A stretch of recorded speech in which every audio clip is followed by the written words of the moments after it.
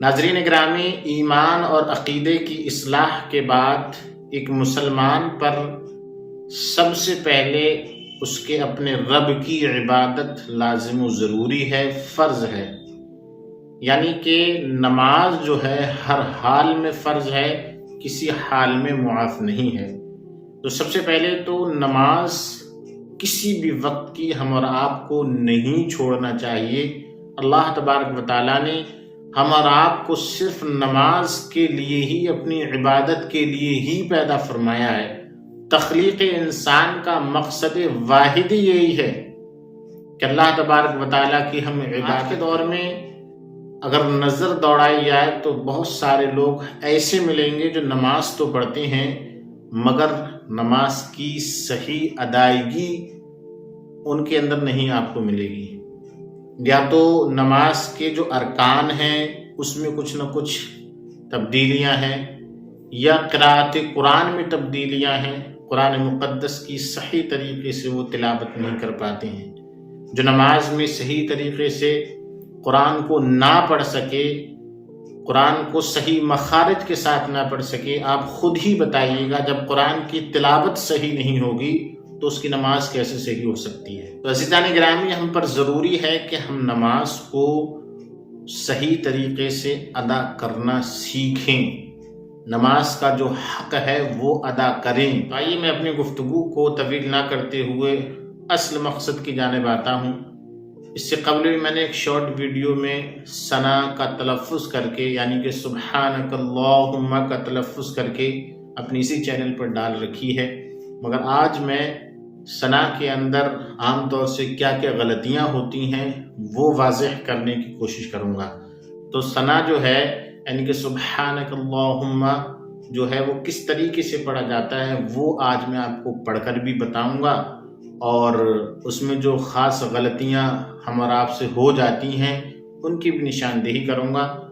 ممکن ہے کہ ہماری کوئی غلطی نکلے تو ہم اور آپ کو چاہیے کہ اچھے سے میری آپ یہ گفتگو سنیں اور ثنا کو اچھے سے سنیں، اور پھر دیکھیں کہ آپ کو کس طریقے سے ثنا یاد ہے، کہ واقعی وہ درست ہے کہ نہیں ہے۔ تو آئیے گا شروع کرتے ہیں۔ ثنا کس طریقے سے میں پڑھنا، سبحانک اللہم۔ تو سبحانہ میں جو ہا ہے یہ بڑا ہا ہے، حلق سے اس کا تعلق ہے۔ اگر کسی نے سبحانہ پڑھ دیا، چھوٹا ہا پڑھ دیا، تو اس صورت میں اس کے معنی فاسد ہو جائیں گے۔ ظاہر بات ہے جب معنی فاسد ہوئیں گے تو ثنا بھی ہماری غیر درست ہونے کی وجہ سے نماز بھی فاسد ہو جائے گی۔ تو اس بات کا خاص خیال رکھنا ہے، جہاں بڑا ہا ہے تو بڑا پڑھنا ہے۔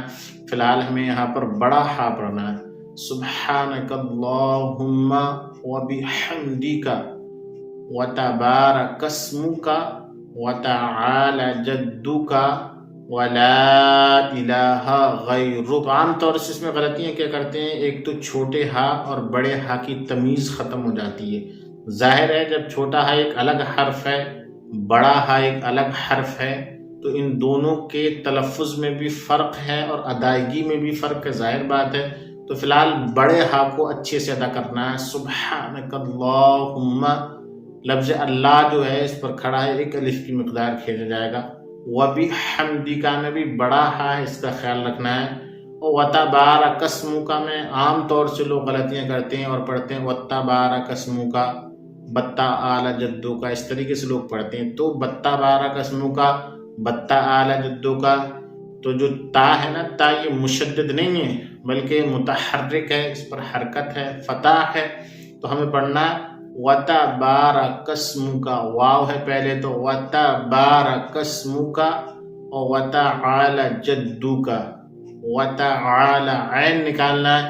اگر کسی نے وتعالی پڑھ دیا مطلب عین کو ہی حذف کر دیا، صرف تا کے بعد الف کو جو ہے وہ ظاہر کر دیا، عین ختم کر دیا، تب بھی معنی درست نہیں ہوئیں گے۔